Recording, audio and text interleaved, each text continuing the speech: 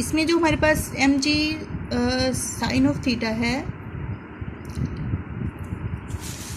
ये कंपोनेंट जो है M G sine of theta, this is responsible for the motion of this pendulum towards the mean position. तो इस वजह से जो हमारे पास रिस्टोरिंग फोर्स है वो M G sine of theta provide कर रही है। तो यहाँ पर हम कह सकते हैं F is equal to minus M G sine of theta. यहाँ पर माइनस हम इसलिए लगाएंगे कि जो हमारे पास रिस्टोरिंग फोर्स है ये रिएक्शन फोर्स है, इस वजह से माइनस साइन आएगा। If A is the acceleration at the point B, then according to Newton's second law of motion F is equal to ma। अगर हमने एक्सलरेट किया है मेन पोजीशन से A से B की तरफ, तो उस सूरत में according to Newton second law of motion जो अप्लाइड फोर्स है F is equal to ma होगी। अब अगर हम इक्वेशन 1, 2 और 3 को देखें तो इसमें हमारे पास लेफ्ट हैंड साइड जो है वो दोनों फोर्सेज हैं, ये दोनों एक दूसरे को बैलेंस करेंगी, यानी दोनों अगर लेफ्ट हैंड साइड बराबर हैं दोनों, तो राइट हैंड साइड भी बराबर होगी। M A is equal to minus M G sine of theta, जबकि मैथ्स को हम कैंसिल करेंगे दोनों साइड्स पे, एक्सेलरेशन हमारे पास बच जाएगा minus G sine of theta. When theta is very very small then the limit theta approaches 0, sine theta is approximately equals to theta. अब देखें कि हमने पेंडुलम को बहुत ही स्मॉल एंगल के से डिस्प्लेस किया था, तो यहाँ पर अगर हमारे पास थीटा बहुत ही स्मॉल हो तो हम साइन थीटा को थीटा से रिप्लेस कर सकते हैं। तो यहाँ पर जो टर्म हमारे पास साइन थीटा थी हम इसे लिखेंगे थीटा। तो इस तरीके से हमारे पास ए जो है वो इक्वल हो जाएगा माइनस जी थीटा, और S is equal to R theta होता है हमारे पास। आर्क लेंथ है एस जो कि आर थीटा के बराबर होती है, जैसे हमने पढ़ा है relation L is equal to R theta, इसी तरह से S is equal to R theta है। अगर हम एक्स यहाँ पे एस को एक्स पुट कर दें तो ये हमारे पास एल थीटा हो जाएगी, और थीटा जो है हमारे पास रेशो आ जाएगी एक्स ओवर एल की, इसी इक्वेशन से आ जाएगा हमारे पास। इसी तरह से ए जो है वो माइनस जी थीटा जो है हमारे पास एक्स बाई एल हो जाएगी। S G at a particular place, S G at a particular place and L are constants. Particular place के ऊपर जी की वैल्यू और जो एल है length of the pendulum, these both quantities are the same constant, so a will be equals to the minus constant into x। तो यहाँ पर देखें जी भी कांस्टेंट है, एल भी कांस्टेंट है, एक्स रह जाएगा और बाकी क्वांटिटी हम सारी लिख देंगे दिस इज द कांस्टेंट, और माइनस ऐसे रह जाएगा। ए इज इक्वल साइन को हम रिप्लेस करेंगे प्रोपोर्शनलिटी साइन के साथ, तो इस वजह से यहाँ कांस्टेंट भी हट जाएगा और इक्वल भी हटेगा, माइनस वैसे रह जाएगा और एक्स इसके साथ लिखा जाएगा। Equation 4, this equation shows the acceleration of the bob of pendulum is directed towards the mean position and is directly proportional to the displacement x, hence it performs the simple harmonic motion।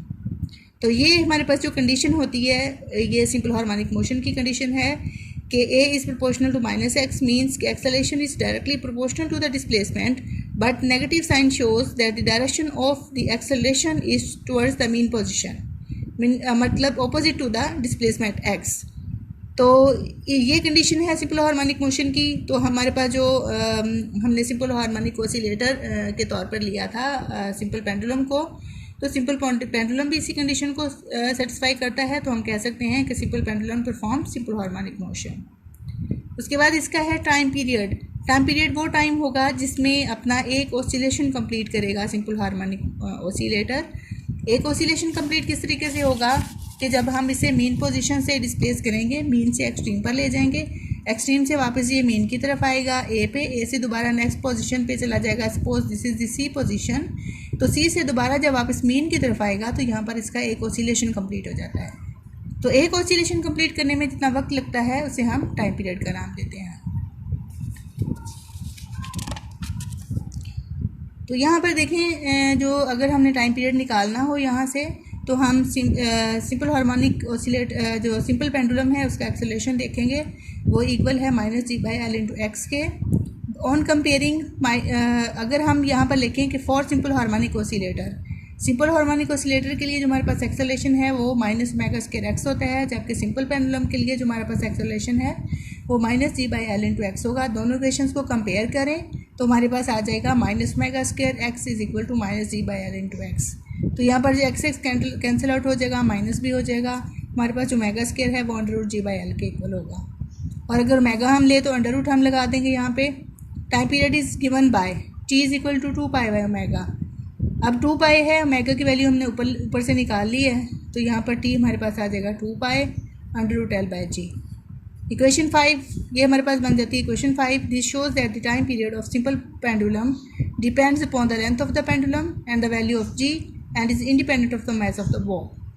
कि ये अब देखें कि हमारे पास सिर्फ L आ गया है और जी आ गया। इट मीन्स कि जो time period of simple pendulum है this depends upon the 2 factors, length of the pendulum and value of G, and this time period T is independent of the mass of Bob.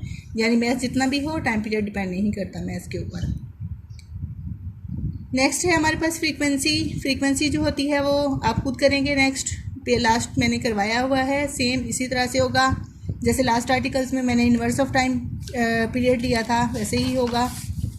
इसको आप खुद calculate करेंगे। उसके बाद determination of value of जी है, इसमें आप टाइम पीरियड टी ले लेंगे, उसका स्क्वायर करेंगे दोनों साइड्स पे, आपके पास जी निकल आएगा। इसको आप खुद निकालेंगे, खुद सॉल्व करेंगे। उसके अलावा आपकी एक असाइनमेंट है, न्यूमेरिकल प्रॉब्लम्स आपने फर्स्ट 5 सॉल्व करने हैं पेज नंबर 49 से पेज नंबर 54 तक। और ये असाइनमेंट है आपकी, आपने ये assignment with in 2 days submit करवानी है। ओके बच्चों।